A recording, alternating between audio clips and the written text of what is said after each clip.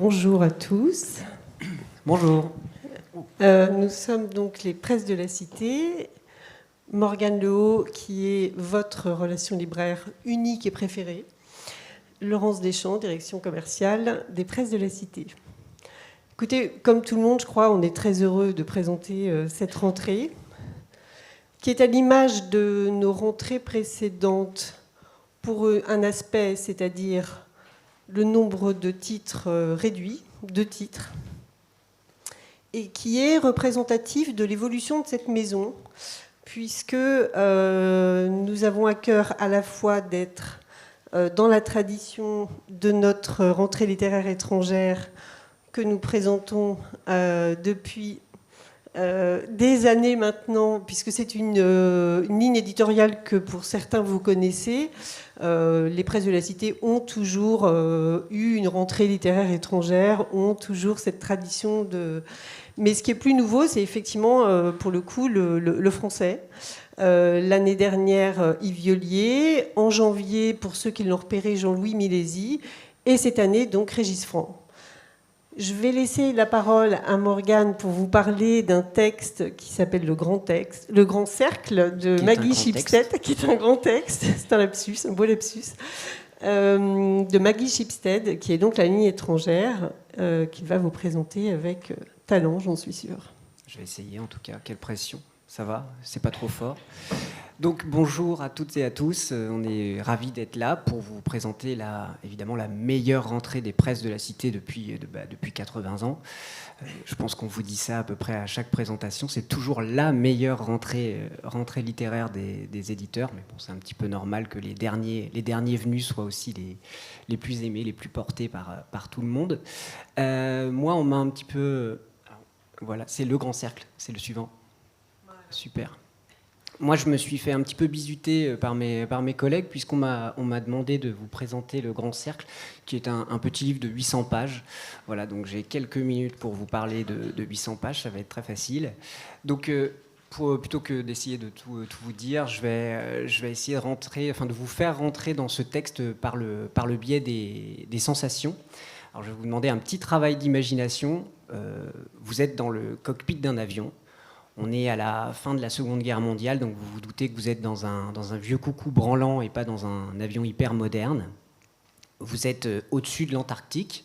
Vous êtes lancé dans le Grand Cercle. Le Grand Cercle, c'est le tour du monde en passant par les 2 pôles. Donc vous êtes au-dessus de l'Antarctique. Votre copilote derrière ne répond plus depuis des heures, voire depuis des jours. Est-ce qu'il a fait un malaise? Est-ce qu'il est mort? On n'en sait rien. Voilà, il fait évidemment très froid. Ça sent le kérosène. Vous êtes effrayé. Et là, le moteur se coupe. Hop, fondu au noir ou n'importe quelle transition cinématographique que vous voudrez. Vous êtes maintenant toujours une femme.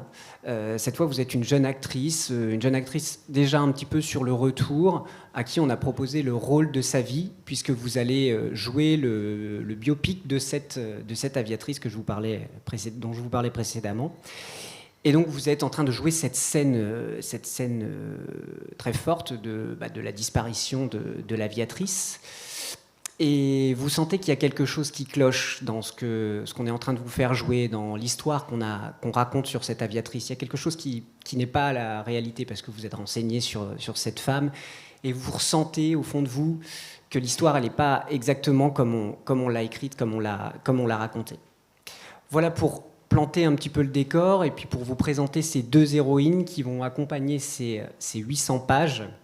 Donc c'est évidemment Marianne, l'aviatrice, qui va prendre le plus de place. On va la suivre. C'est une traversée du XXe siècle. Marianne est une aviatrice, pas une pionnière. Il y a eu d'autres aviatrices avant elle.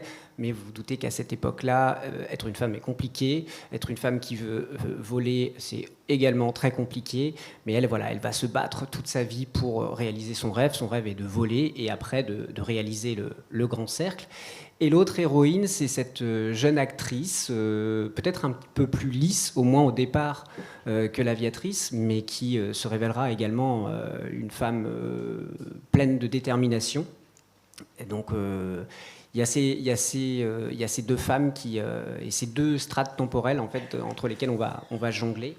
On va aller de l'une à l'autre dans une construction qui est vraiment très bien faite, superbe. On est dans cette veine des grands romans américains très bien construits, très bien faits. Je vous ai parlé de ces deux scènes qui sont évidemment très fortes, mais j'aurais pu vous en donner plein d'autres. Il y a la scène d'un naufrage d'un bateau, cette fois au milieu de l'Atlantique. Alors là, on est sur le pont du Titanic. Il y a aussi de très belles scènes de randonnée pédestre dans le Montana, au milieu des arbres. Il y a aussi des randonnées aériennes où vous êtes dans l'avion avec Marianne. Également de très belles scènes. Et puis, vous allez voir que vous allez devenir incollable sur l'aviation au XXe siècle. C'est un savoir hyper utile le soir.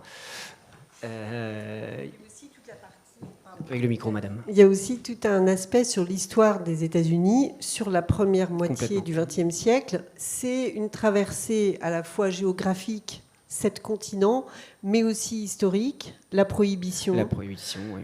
Donc vraiment, il y a une ampleur qui est impossible à résumer, vous vous en doutez, en quelques mots. Tout à fait. Il faut s'y plonger. C'est aussi un voyage dans les mondes sociaux. On va passer de dîners mondains à des scènes dans un bordel. Et je vous donne juste une dernière scène parce que celle-là, je l'adore. C'est le frère jumeau de l'héroïne, qui est un artiste peintre, vraiment fou de son art, qui va tomber amoureux d'une jeune femme. Et qui va se retrouver à travailler pour le père de cette jeune femme, qui lui donne un petit boulot comme ça dans l'art. Il doit trier des tableaux ou que sais-je. Et donc il y a un amour qui se met en place, une très belle liaison qui va commencer avec cette fille. Et un jour, évidemment, il va être invité à un dîner ou à un déjeuner pour rencontrer toute la famille. Et au moment où le plat arrive, il s'agit d'un énorme morceau de viande qu'on va lui demander de couper, sauf qu'il se trouve que ce jeune homme est végétarien, qu'il a une phobie absolue de la viande, et que en fait, il va découvrir à ce moment-là que la fortune de cet homme-là, c'est que c'est un éleveur de bovins, voilà. Donc c'est à la fois assez drôle, raconté comme ça. Évidemment, elle réussit à rendre ce moment tragique, parce que ça va très très mal se passer, comme vous pouvez vous en douter. Ça représente bien, je trouve, tout l'art de Maggie Shipstead, de mélanger un petit peu les registres, de mélanger les histoires. Il y a plein d'histoires, il y a une galerie de personnages formidables. Dans les grands romans comme ça, on sait que les personnages secondaires ont une grande place, et là ils sont tous très beaux, très hauts en couleur. Le premier amant de l'aviatrice est un personnage à moitié indien, qui est un personnage taiseux, magnifique, taiseux comme elle l'est aussi. C'est aussi un roman qui pour moi est subtilement féministe. C'est pas un roman à thèse, hein, il n'y a pas de gros sabots. C'est juste que voilà, ça montre comment les femmes, à la difficulté d'être une femme, qu'elles sont toujours victimes de la violence de la société. Je dis violence de la société exprès, violence des hommes bien sûr, mais violence de la société qui veut à tout prix les faire rentrer dans des cases. Et donc on a deux personnages très forts. Le premier qui se hérisse, qui refuse de rentrer dans ces cases et qui va tout faire pour en sortir. Et la jeune actrice qui est aussi intéressante, puisqu'elle va... C'est plus subtil, le chemin est plus subtil, et paradoxalement, elle est plus récente, on va dire, dans notre temporalité. Voilà, donc tout ça est vraiment très bien fait. C'est un texte magnifique qui nous a donné beaucoup d'émotions aux presses de la Cité, à mettre entre les mains de tous vos grands lecteurs et de toutes vos grandes lectrices. Voilà, vous n'aurez aucun déçu, et vous verrez, c'est un très beau voyage que ce grand cercle. Absolument. Merci Morgane.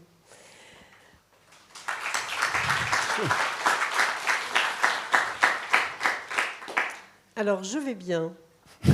On est avec ravis. ce titre, on est ravis, hein, avec ce titre aux airs, j'allais dire, faussement léger, Régis France signe un roman très touchant, très émouvant, qui est en fait un retour aux origines, un retour en pays natal. Alors, il y a un élément déclencheur à ce retour, c'est la mort du père. D'abord l'entrée dans l'EHPAD, que son père appelle le chenil, tout est dit. Il prévoit quand même, quand il arrive au chenil, j'adore ce détail, de prendre quelques chemises, en plus de son pyjama dans un sac plastique usé de chez Lidl. Il prend quelques chemises en se disant que peut-être il y aura soirée dansante, sait-on jamais. Bref, l'élément de l'éconcheur, c'est donc la mort du père, et donc Régis Franc qui revient en pays natal. Il s'avère que le narrateur, effectivement, à l'âge de 20 ans, a tourné la page. Il a décidé de quitter sa région de Corbière, pour ceux qui en sont, pour ceux qui connaissent. Il a décidé de mener grande vie, de partir à Paris, à Londres, de changer complètement de vie et surtout de laisser ce passé douloureux derrière lui. Alors, pourtant, quand on lit ce que Régis Franc dit de la Corbière, on sent que c'est une terre qu'il aime. C'est une terre qui est chauffée à blanc par le soleil du midi. C'est les vignes à perte de vue, c'est la mer, bien sûr. Mais c'est aussi là où il a eu toutes les douleurs de l'enfance, les drames familiaux qu'il cherche effectivement à fuir, au risque en effet de renier les siens. Donc c'est une histoire comme vous en avez lu, j'en suis sûre, souvent, dans la rentrée littéraire et autrement. C'est un drame familial. Ce qu'arrive à faire, ce qui fait tout le sel, ce qui fait tout le talent de Régis Franc et ce qui fait tout le sel de ce roman, c'est vraiment l'écriture. À l'inverse de Maggie Shipstead, on est sur un format très serré, puisque c'est 160 pages. Loin de lui le fait qu'il ait peu à dire, ce qu'il sait faire de mieux, c'est cette densité, ce choix des mots. Il a une langue qui est absolument juste, sincère, et qui du coup fait partager son émotion, qui est réelle. C'est un homme, Régis Franc, qui n'est pas un habitué de l'autobiographie. Dans une langue un peu crue, il nous a dit, quand il est venu présenter son texte, qu'il est venu présenter aux représentants, il nous a confessé qu'il se mettait rarement à nu, allez, à poil, c'est ce qu'il a dit, qu'il l'avait fait cette fois-ci, mais qu'il n'y retournerait pas. Voilà, donc c'est vraiment une émotion. Eh ben, voilà.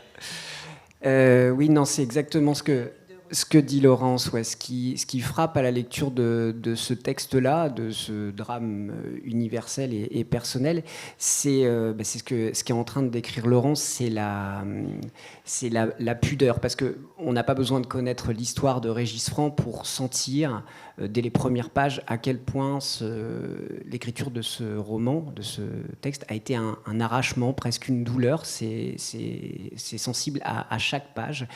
Et ça rend ce drame encore plus beau, puisque vraiment chaque mot est difficile à sortir, il sort dans la douleur. Et cette pudeur est très très belle, est vraiment très belle à voir. Pour moi, c'est pas un livre de deuil, c'est plutôt une tentative échouée, on peut le dire, hein, pas de spoiler, échouée de réconciliation, puisque voilà, Régis a quitté son milieu d'origine. Il essaye d'y revenir et il se dit non, c'est pas possible. Il y a toute cette histoire, tout ça est trop lourd. Et en lisant ce texte, c'est assez bouleversant parce que on le lit on le lit en même temps que lui et ça évoque forcément des choses chez chacun de nous, dans nos familles ou peut-être nous-mêmes. On est tous quelque part un petit peu des transfuges de classe, de territoire, de ce que vous voulez.